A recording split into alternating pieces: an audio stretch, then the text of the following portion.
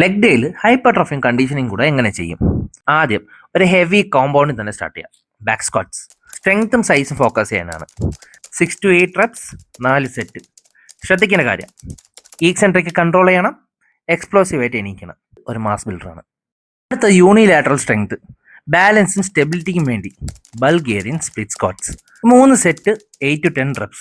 Focus ചെയ്യുന്നത് quads, glutes, പിന്നെ stability.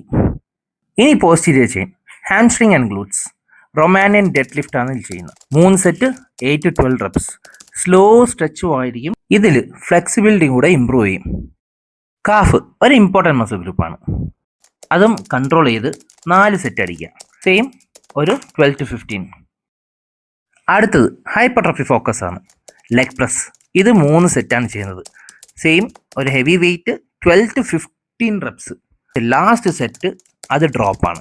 അവസാനമായിട്ട് കണ്ടീഷനിങ് ഫിനിഷർ. ഞാൻ ഇതിൽ ഉപയോഗിക്കുന്നത് സ്ലെഡ് പുഷ് ആണ്. ഞാനൊരു 5 റൗണ്ടാണ് ചെയ്യുന്നത്, 20 meters. സ്ലെഡ് പുഷ് ഇല്ലാത്തവർക്ക് വാക്കിംഗ് ലഞ്ചസ് ചെയ്യാം. പറ്റുമെങ്കിൽ ഈ റൊട്ടീൻ ഒന്ന് ട്രൈ ചെയ്ത് നോക്ക്.